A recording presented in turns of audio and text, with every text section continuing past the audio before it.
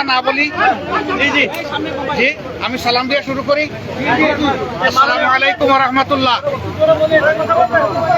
সম্মানিত সাংবাদিক বন্ধুগণ, আমরা আপনাদের মাধ্যমে আমাদের প্রিয় দেশবাসীকে জানাতে চাই যে আমরা সবাই অবহিত আছি 15.5 বছরের দুঃশাসন অপশাসনের পর আগস্টের 5 তারিখ এই দেশে একটা গণ অভ্যুত্থানের মাধ্যমে পরিবর্তন এসেছে। যে পরিবর্তনকে এদেশের আপামর জনগণ অভিনন্দন জানিয়েছে।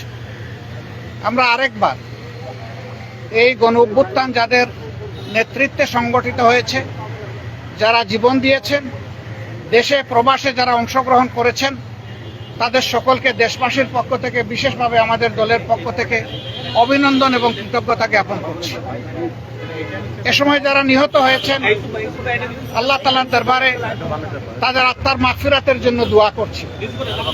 যারা আহত হয়েছেন তাদের সুচিকিৎসা নিশ্চিত করার জন্য আমরা সরকারকে আহ্বান জানিয়েছি এবং আল্লাহ তাআলার দরবারে তাদের সুস্থতা কামনা করছি।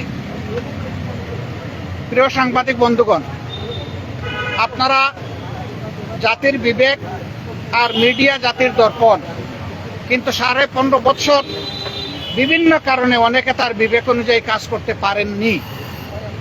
অনেক ক্ষেত্রে বাধ্য করা হয়েছে সমাজকে বিভ্রান্ত করার জন্য, সরকারকে অবৈধ সুবিধা দেওয়ার জন্য মিথ্যা বানায়ট বিভিন্ন সংবাদ পরিবেশনের, যার সবচেয়ে ওয়ার্স্ট সাফারার বা ক্ষতিগ্রস্ত পক্ষ হচ্ছে বাংলাদেশ জামাত ইসলামী। কিন্তু আমরা অতীত নিয়ে গাড়তে চাই না। আমরা দেশবাসীকে সাথে নিয়ে সকলের সহযোগিতায় দেশটা সামনের দিকে আগাক, সেই জায়গাটাই আমরা অবদান রাখতে চাচ্ছি। এই জন্য অতীতে যা হয়েছে আমরা পিছনে ফেলে দিলাম। তবে যারা সুনির্দিষ্ট অভিযোগে অভিযুক্ত, যারা মানুষ খুন করেছেন, গুম করেছেন, লুণ্ঠন করেছেন, দেশের সম্পদ দেশে পাচার করেছেন, আয়নাঘর তৈরি করেছেন, দিবারাত্র মানুষের পর ত্রাসের রাজত্ব কায়েম করেছেন, তাদের বিচার, তাদের উপরে ন্যায় বিচার নিশ্চিত হোক, এটা আমরা দাবি করি। আমাদের উপর যেমন জুলুম করা হয়েছে, তাদের কারো উপর জুলুম করা হোক, সেটাও আমরা চাই না। আমরা চাই যে ন্যায় বিচারের মাধ্যমে সবাই যেন তার অপরাধের সঠিক পাওনাটা বুঝে পায়। আমরা আজকে এসেছিলাম দেশের প্রয়োজনে, জাতির প্রয়োজন। এই সরকার একটা নির্দলীয় অন্তর্বর্তীকালীন সরকার। তারা দেশ শাসনের জন্য আসেননি, দেশ শাসনের সুস্থ পথ বিনির্মাণের জন্য তারা এসেছেন। তাদের কাজ হচ্ছে জাতির সামনে যা জাতি বঞ্চিত ছিল, এটি প্রাথমিক ইনফরমেশন। যদি আমাদের দিনক্ষণ ঠিক থাকে, আপনারা ইনশাল্লাহ দাওয়াত পাবেন, বা যখনই হয় আপনারা দাওয়াত পাবেন। আমরা অবিলম্বে আমাদের চিন্তা জাতির সামনে তুলে ধরব যে কি কি সংস্কার এই মুহূর্তে প্রয়োজন, কি কি সংস্কার পরবর্তী পর্যায়ে আমাদের লাগবে। সেই জিনিসগুলো আমরা জাতির সামনে পারে এবং সকল ধরনের ষড়যন্ত্রের পদ রাখতে পারে, সেই বিষয়গুলো নিয়ে আমাদের এখানে কথাবার্তা হয়েছে। আমরা আশা করছি এই বর্তমান অন্তর্বর্তীকালীন যে সরকার আছে, তারা কোনো ধরনের পক্ষ বিপক্ষের মানসিকতা না নিয়ে, বরঞ্চ নিরপেক্ষ দৃষ্টিকোণ থেকে তারা দেশকে একটা ভালো জায়গায় নিয়ে একটা সুষ্ঠু নির্বাচন তারা দিতে সক্ষম হবেন। এবং এই ক্ষেত্রে এইটাও আমরা আশা করছি যে এই সময়টা এই প্রত্যাশাকে ফুটিয়ে তোলার জন্য এবং আগামী দিনে একটি বৈষম্যহীন বাংলাদেশ গঠন করার জন্য, যেখানে ইনসাফ ভিত্তিক সমাজ প্রতিষ্ঠিত হবে এবং কারো উপর কোনো ধরনের জুলুম দল কিংবা ধর্মের কারণে হবে না, এমন একটা দেশ, ঐক্যবদ্ধ জাতি গঠনে আপনারাও আমাদেরকে এই কাজে সহযোগিতা করবেন, দেশবাসীকে সহযোগিতা করবেন। আপনাদের সকলকে ধন্যবাদ। হ্যাঁ, এখানে একটা প্রশ্ন এসেছিল, আসন্ন দুর্গাপূজায় আইন শৃঙ্খলা পরিস্থিতি সুন্দর রাখার জন্য করণীয় কি। আমরা সেগুলো আলোচনা করেছি। আমরা বলেছি জনগণের পার্টনারশিপ লাগবে, সরকারের সাথে জনগণের সম্পৃক্ততা রয়েছে। এই সরকার এবং জনগণ মিলে সকলকে ধন্যবাদ। আপনারা যে সংস্কারের প্রস্তাবগুলো করেছেন সেখানে আসলে কোন বিষয়গুলোকে আপনারা ফোকাস করেছেন?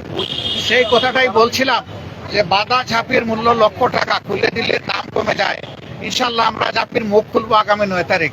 সেই পর্যন্ত আমরা ধৈর্য ধরে অপেক্ষা করি। এই অপেক্ষা করার জন্য আপনাদেরকে অগ্রিম ধন্যবাদ। সেটা বলেছি যে সংস্কারের টাইমলাইন কি হবে, আমরা দুটো রোডম্যাপ চেয়েছি, আপনারা জানেন, আপনাদের মাধ্যমেই চেয়েছি, দেশবাসীর কাছে জানিয়েছি, আমরা সরকারকেও জানিয়েছি। একটা রোডম্যাপ হবে সংস্কারের, আর একটা রোডম্যাপ হবে নির্বাচনের। সংস্কারের নির্বাচনটা সম্প্রতি রয়টার্সের এক প্রতিবেদনে সেনা প্রধানের বক্তব্য এবং জাতিসংঘে যাওয়ার পরে প্রধান উপদেষ্টার প্রেস তিনি যে বক্তব্য দিয়েছেন, এইসব নিয়ে আলোচনা হয়েছে কিনা? না, আমরা কারো বক্তব্য এবং বিবৃতি নিয়ে স্পেসিফিক কোনো আলোচনা করি নাই এবং এটা আমরা আলোচনার সাবজেক্ট বানাতেও চাই না। আমরা শুধু সরকারকে এতটুকু বলেছি যে জনগণের বিশাল প্রত্যাশা আপনাদের কাছে, এই প্রত্যাশার সময়টা টেনে আমরা লম্বা করব না। এটাকে যৌক্তিক সময়ে, যৌক্তিক যে শব্দটা, এটার সম্মানটা যেন বহাল রাখতে পারি আমরা, সেই দিকে আপনাদের দৃষ্টি আকর্ষণ করি। ওনারা কোনো দ্বিমত পোষণ করেন নাই এবং আমরা আশা করি এখানে কোনো সংকট তৈরি হবে না ইনশাআল্লাহ। আমরা শুনতে পেয়েছি যে সংস্কারের এই কমিশনের কয়েকজন সদস্যদের নিয়ে আমাদের আপত্তি বা রিজার্ভেশন আছে, এটা কি সত্যি? আমাদের আপত্তি বা রিজার্ভেশনের বড় কথা না, সংশ্লিষ্ট মহল থেকে কেউ যদি কনসার্ন উত্থাপন করে এটা তাদের ব্যাপার। আমরা দলগতভাবে কোনো কনসার্ন উত্থাপন করি না। থ্যাংক ইউ সবাইকে, ভালো থাকেন। প্রশ্নোত্তরে আমরা সংস্কারকেই 1 নম্বরে গুরুত্ব দিই। প্রশ্নোত্তরের এই পর্বটা এত মজাদার,